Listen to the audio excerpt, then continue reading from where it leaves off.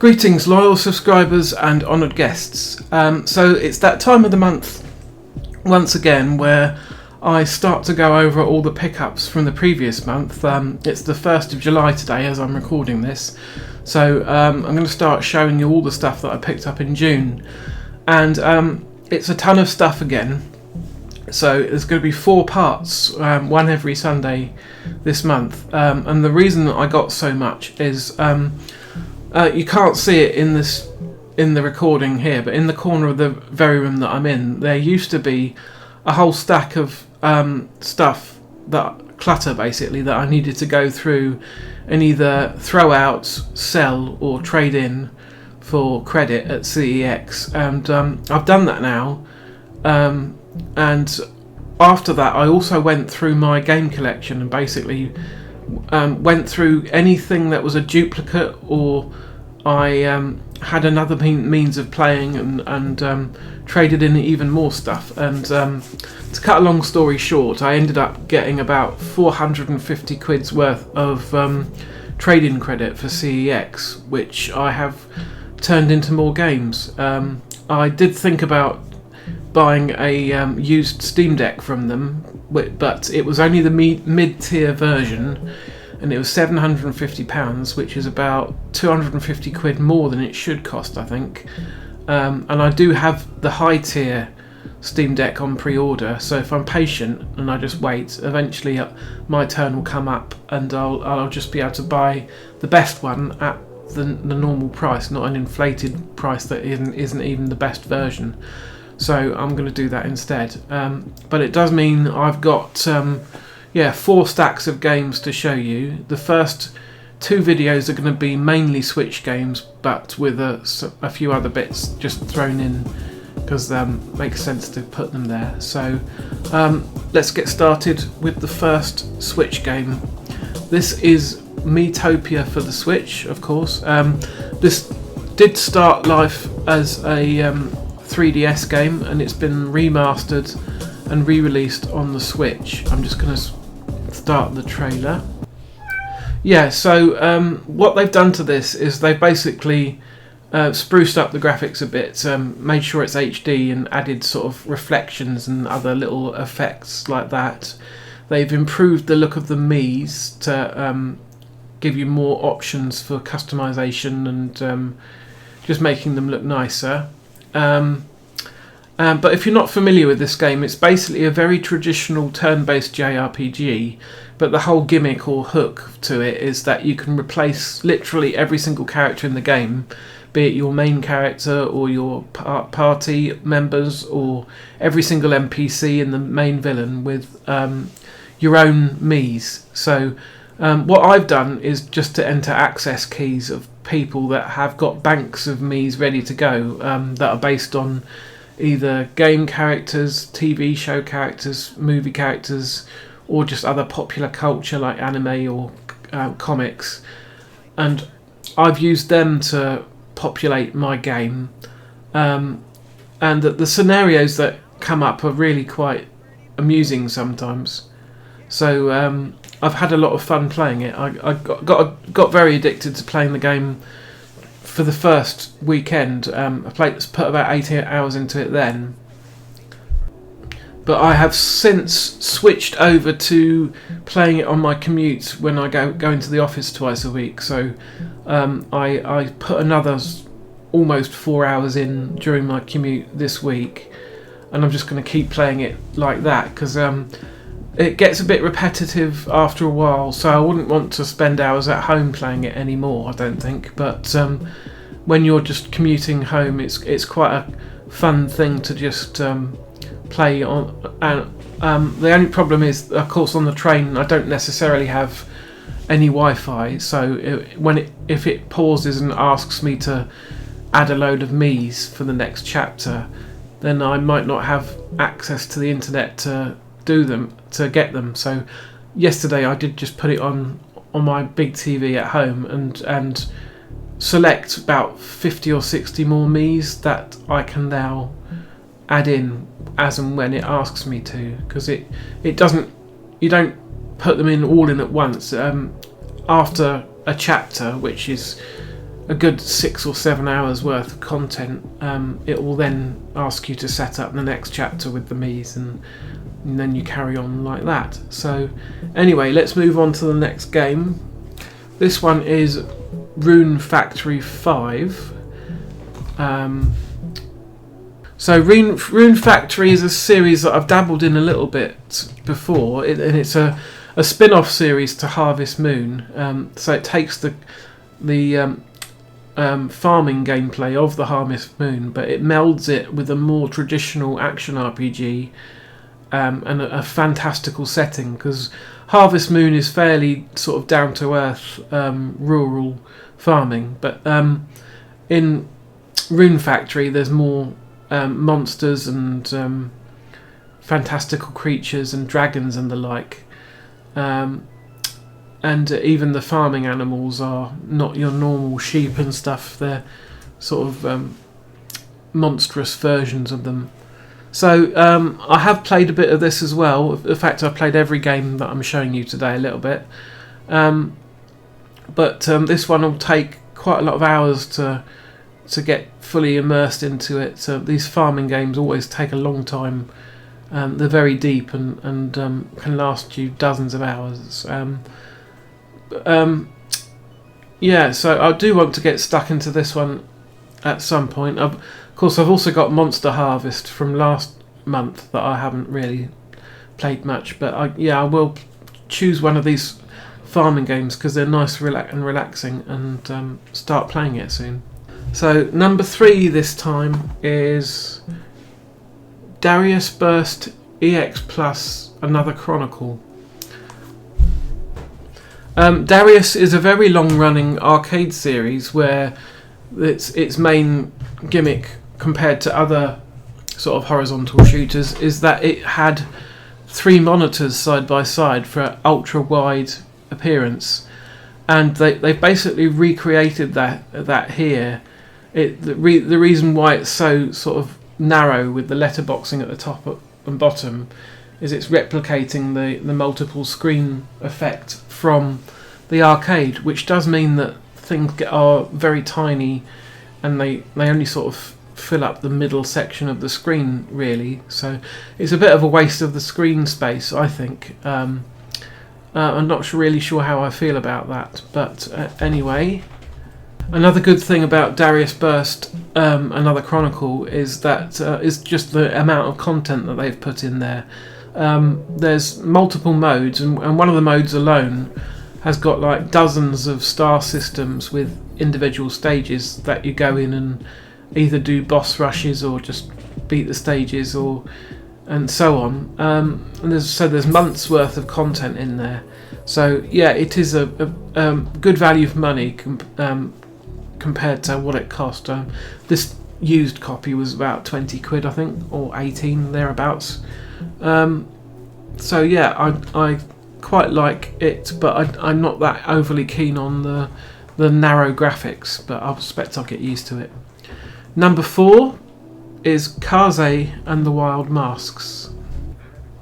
So this game is a 2D platformer with pixel graphics, and it's been inspired by the Donkey Kong Country series. So the gameplay is remarkably similar to the DKC games, but the thing about this one is you find the wild masks of the title, and each mask transforms your bunny rabbit character into a different animal and gives you new abilities. So the first mask you get is a bird, so you can fly around the level. I haven't really seen any of the others. There might be some in this trailer actually, but as you can see, it's got a very nice cartoony pixel art graphic style to it. It's a bit more forgiving than the Donkey Kong Country games, because you don't have lives to worry about, and if you fail a bonus stage, for example, instead of just being dumped out and that's it, you can restart it and have another go. So I've had fun playing Karzai and the Wild Masks so far. I've only sort of played a handful of stages from the first world, and I need to go back to all of these games. Essentially, I've checked them all out, but I haven't got fully stuck into any of them really, except for Metopia, which is ongoing.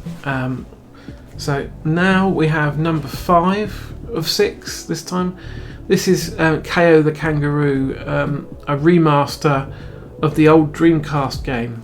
So let's have a look at this one. I was quite surprised to see this game listed already on the CEX website, because it's essentially brand new. It only came out a week or two ago on all platforms.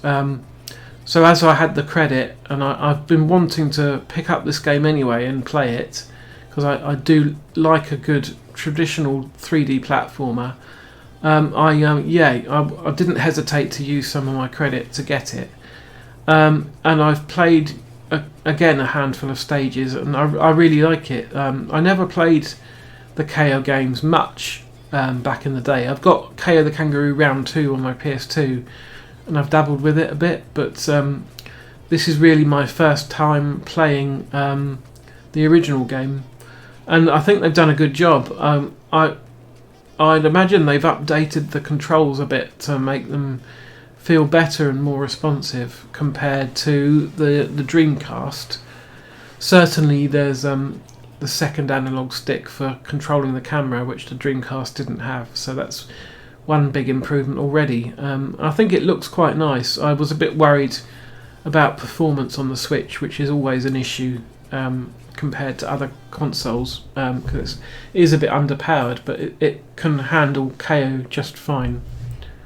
So we're on the final Switch game for this time, and this is Hyrule Warriors Age of Calamity, and it does say cover reprinted up there, which is a bit annoying, because if I probably try and trade this in, they'll either won't accept it or they'll try and take money off. But anyway, that's that one. Let's have a look at the trailer. Now I ended up picking this Age of Calamity game up because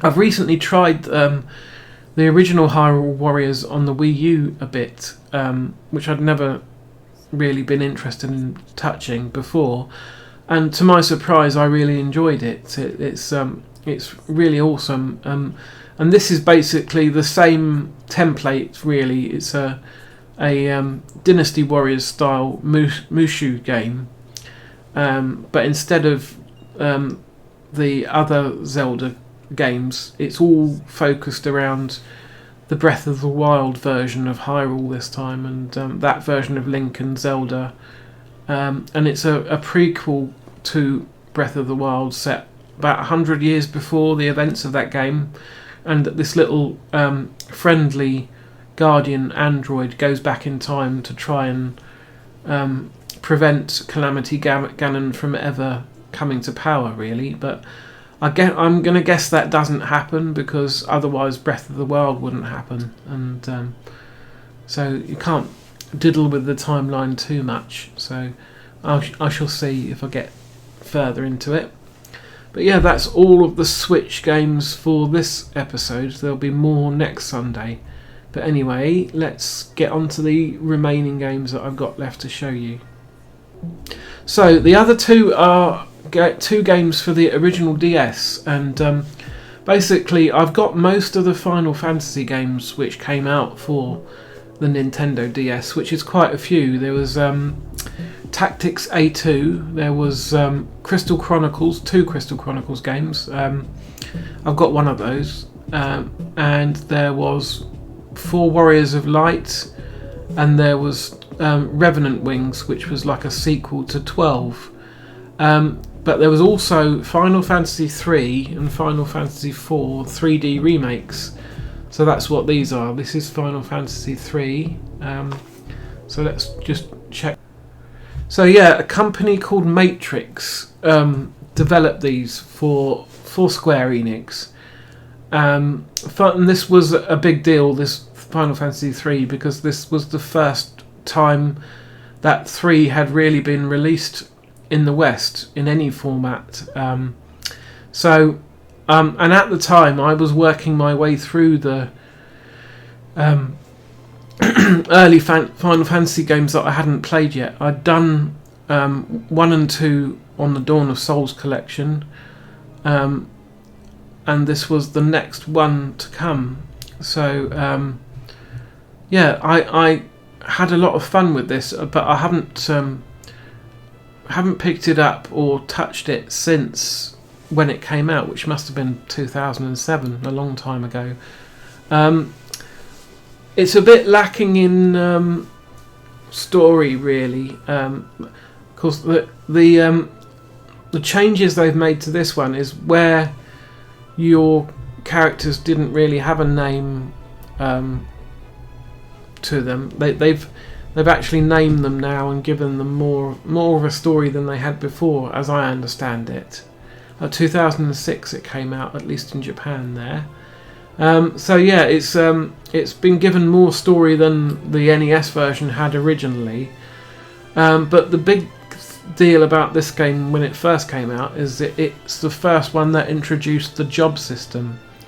So you could choose jobs for your characters. There was a whole bunch in there, and I think they added new jobs that weren't in the original NES release, that were probably in 5, I would guess, and maybe a few new ones that they'd invented especially. But yeah, it's if you like classic Final Fantasy games, then it's definitely worth a look, and it's also available on Android and iOS phones, so you can just play that version now. Of course that one would run slightly nicer, I think, but I'm not really into mobile gaming at all. I prefer to play on a real console, and these DS versions are perfectly adequate. Now that my Wii U is capable of playing any Nintendo DS game, essentially, I shall probably play these on there, which means I didn't really need these physical copies at all. But I've got, as I said, I've got all the other Final Fantasy games on the DS, and I wanted to round out the collection with the missing ones, so that's what I've done. I've got all the Dragon Quests as well, for the original DS and then on into the 3DS. So it's a nice little collection to have. So that's that. Let's switch back to Big Day. Of course, the other one is Final Fantasy IV, which is a similar story, but let's just go to the trailer for that one. So yes, the same developers, Matrix, then took on the task of doing a 3D remake of Final Fantasy IV, and this has been released multiple times. There was a GBA version, which was the sort of traditional game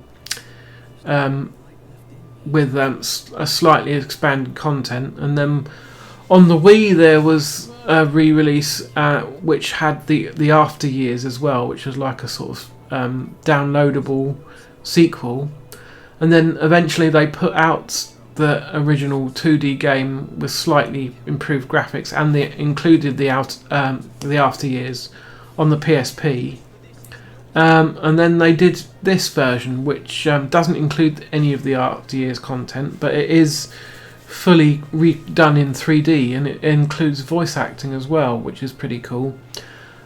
Some didn't like some of the sort of changes they've made to the gameplay, because it's considerably harder than the old version that came out in the West, but I think it's closer in difficulty to the Japanese version, or a hard type they called it.